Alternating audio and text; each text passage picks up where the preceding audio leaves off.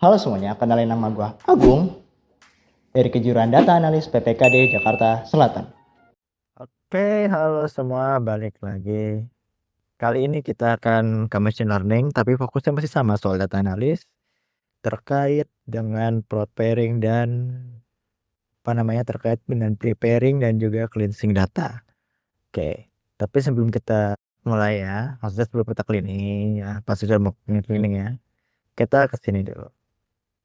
Oke, jadi ada namanya proses data prepare sama data cleaning atau cleansing lah gitu ya. Gampangnya tuh data prepare itu menyiapkan dan menyusun data agar siap diolah, terus data cleaning itu memperbaiki kesalahan dan menghapus ketidakkonsistenan dalam data. Gampangnya gini, andaikan seorang koki lah gitu. Andaikan seorang koki, data preparation itu nyiapin bahan bakunya dulu, disiapin dulu, dirapihin, disusun biar rapi. Nah, data cleaning ya, data bahan bakunya tuh dicuci, dipotong sesuai dengan size-nya sama gitu. Nah, supaya datanya itu ketika nanti diolah, masakannya itu jadi konsisten rasanya. Nah, begitupun kan juga data, kurang lebih analoginya sama seperti itulah ya. Oke. Kemudian ada beberapa tahapan ya terkait dengan data pre-processing, yaitu data collection dikumpulin dulu dari sumbernya, ada banyak sumbernya, ada Excel, database API, dan sensor. Integrasi digabungin dari data pelanggan transaksi, data cleaning ya dibersihin, dari itu hilangkan duplikasi, isi data kosong dan sebagainya. Data transformasi kita seragamkan, misalnya terutama dari tanggal biasanya. Ada yang tahunnya duluan, ada yang tahunnya belakangan, itu seragamin tempat tahunnya dulu atau tahunnya belakangan.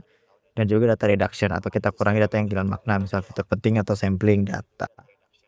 Oke. Kemudian terkait dengan data cleaning atau pembersihan, yang jadi masalah biasanya tuh ada beberapa masalah ya.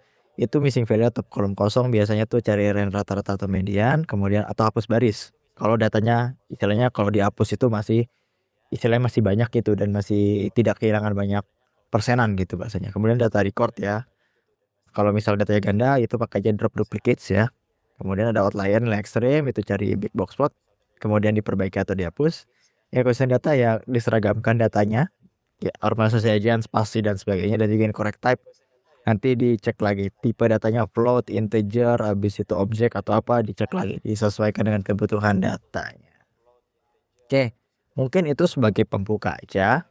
Nah, sebelum kita mulai, nah sekarang kita akan masuk ke yang mungkin dari tadi di layar saya tapi belum saya show ya. Yang di layar saya sekarang sudah saya show, yaitu terkait dengan eksekusinya. Di sini saya pakai notebook yang sudah saya siapkan ya. Oke, yang pertama kita import dulu datanya. Jadi misal dari folder kita yang di mana gitu. Habis itu kita drag and drop aja ke sini. Saya pakai sini. Itu yang pertama Pandas ya. Pandas yang berfungsi untuk mengolah dan menganalisis data dalam bentuk table.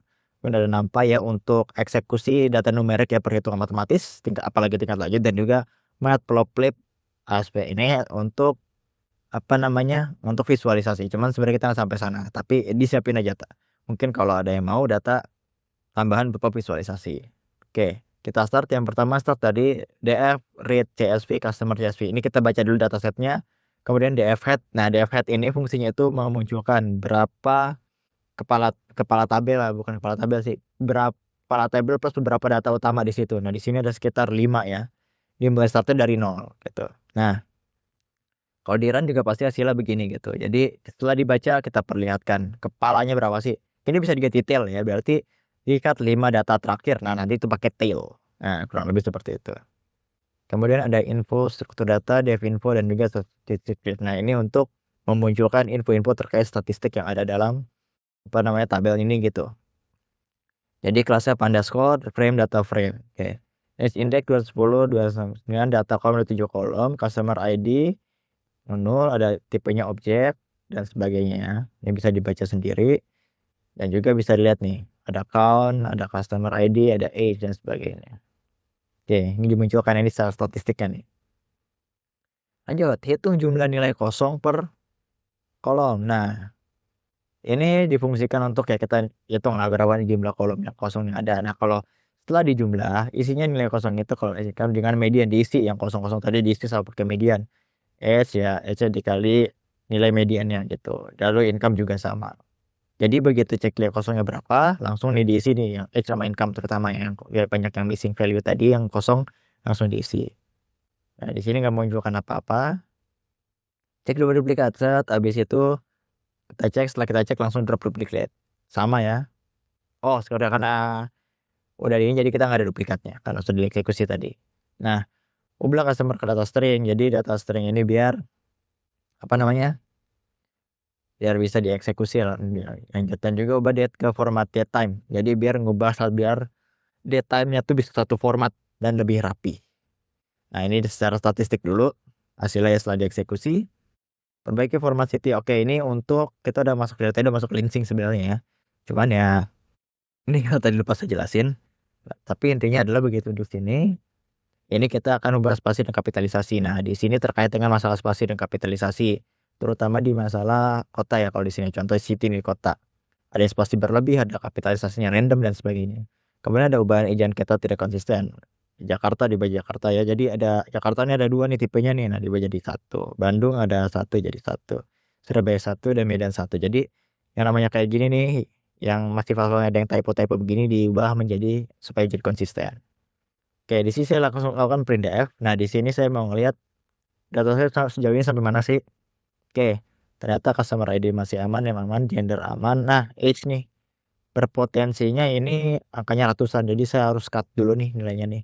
Kalau ini sekiranya udah aman, income juga sekiranya sudah dihapus outlier-nya ya.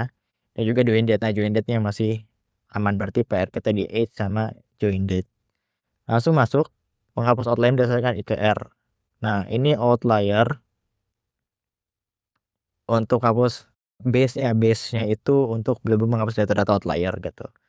Nah, kemudian kita batasi dan filterisasi kalau apa masih dalam batas normal dengan apa namanya codingnya seperti ini gitu. Jadi df kolom yang mana yang sekiranya masih outlier, kemudian lebih dari sama dengan bound, lower bound, begitu juga dengan upper boundnya.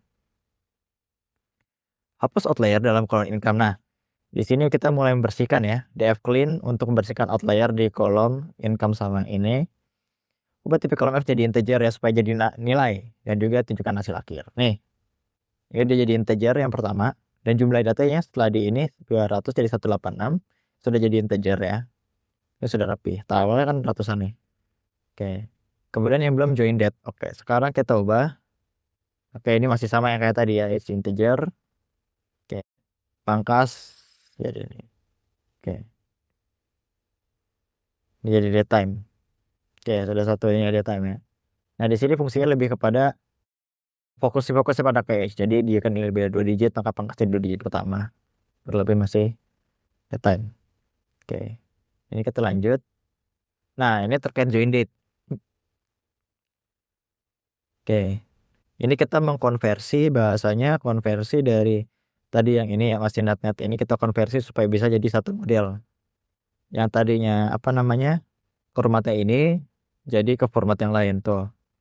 Kalau error di QRC ke masih NAT juga. Nah, kalau masih ada yang NAT atau yang kayak gini-gini nih, kita isi dengan median atau tanggal rata-ratanya. Median tuh nilai tengah. Median.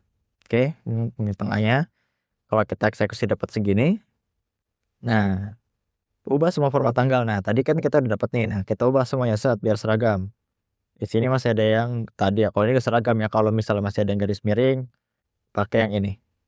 Biar seragam dan formatnya diulang ya. Mungkin aja ada tadi ada yang oke, kalau ini tahunnya di depan semua. Mungkin kalau ada yang tahunnya masih di belakang, itu masih bisa pakai ini. Nah, ini saya fungsikan untuk memastikan atau mengecek ulang saja. Yang pasti supaya data saya seragam. Dan pada akhirnya saya print df semua. Ini semua sudah seragam. Oke, jadi kurang lebih seperti itu yang bisa saya jelaskan. Sebenarnya ada banyak banget ya yang bisa saya jelaskan.